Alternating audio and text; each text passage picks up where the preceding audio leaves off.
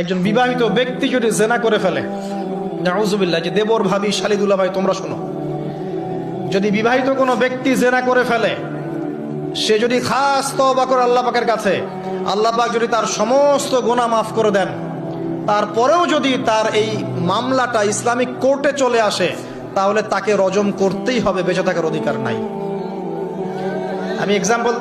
আমি দলিল দিচ্ছি, শোনেন। নবী সাল্লাল্লাহু আলাইহি ওয়াসাল্লামের একজন সাহাবী, মহিলা সাহাবী, তিনি পাপ করে ফেলেছেন। কি করেছেন? জেনা করে ফেলেছেন। বিবাহিত ব্যক্তি ছিলেন। নবীর কাছে এসে বলছেন, ইয়া রাসূলুল্লাহ তাহহিরনি, আমাকে পবিত্র করুন, আমি অন্যায় করেছি।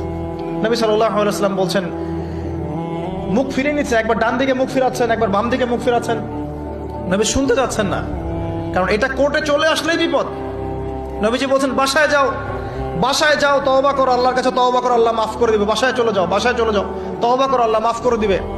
সে মহিলা বলছে, না ইয়া রাসূলুল্লাহ, আমি অনেক বড় অন্যায় করেছি, আমাকে পবিত্র করুন। আপনি পবিত্র না করেন তাহলে পরকালে আল্লাহ আমাকে শাস্তি দিবেন, আমাকে পবিত্র করুন। এবার নবী সাল্লাল্লাহু আলাইহি ওয়াসাল্লাম বললেন, বাসায় যাও। তুমি গর্ভবতী হয়েছো? হ্যাঁ। বাচ্চা খালাস করো, তারপরে এসো, তোমার বিচার করে দেওয়া হবে ইনশাআল্লাহ। সেই মহিলা বাসায় ফিরে গেল, তওবা করতে থাকলো।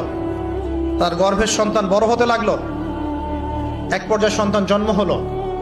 সন্তান জন্ম হওয়ার পর সে এসে বলছে, ইয়া রাসূলুল্লাহ, এই যে কোলের বাচ্চা, এই যে 3 দিন আগে 4 দিন আগে হয়েছে সন্তান, আমাকে এখন পবিত্র করে দিন, আমাকে শাস্তি দিয়ে পবিত্র করুন। নবী সাল্লাল্লাহু আলাইহি ওয়াসাল্লাম বাচ্চা দিকে তাকিয়ে বলছেন যে এই বাচ্চাকে দুধ পান করাতে হবে। এবার তিনি নবী সাল্লাল্লাহু আলাইহি ওয়াসাল্লামকে বলছেন, ইয়া রাসূলুল্লাহ, এই যে আমার বাচ্চা এখন রুটি খেতে পারে, আমাকে এখন পবিত্র করুন। নবী সাল্লাল্লাহু আলাইহি ওয়াসাল্লাম একজন মুসলিমকে বললেন, এই বাচ্চার দায়িত্ব কে নিতে পারবে? একজন মুসলিম সাহাবী বললেন যে আমি নিব ইয়া রাসূলুল্লাহ। তখন তার হাতে বাচ্চাকে সোপর্দ করা হলো।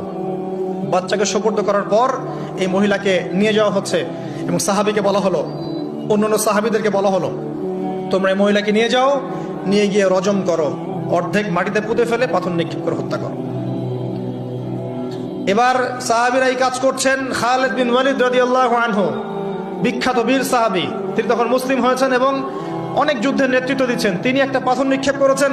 এই পাথরের নিক্ষিপ্ত পাথরের আঘাতে রক্তের ফিনকি ছিটকে এসে খালিদ বিন ওয়ালিদ রাদিয়াল্লাহু আনহুর এই যে কাপড়ের মধ্যে পড়েছে। তখন খালিদ বিন ওয়ালিদ রাদিয়াল্লাহু আনহু তিনি বলছেন, ছি, আমার কাপড়ে একজন ব্যভিচারী নারী রক্ত পড়লো, এরকম একটা স্টেটমেন্ট তিনি করেছেন। তখন নবী সাল্লাল্লাহু আলাইহি ওয়াসাল্লাম রাগ করে বলেন, এ খালিদ, তুমি থামো। তুমি জানো এই মহিলা অন্যায় করার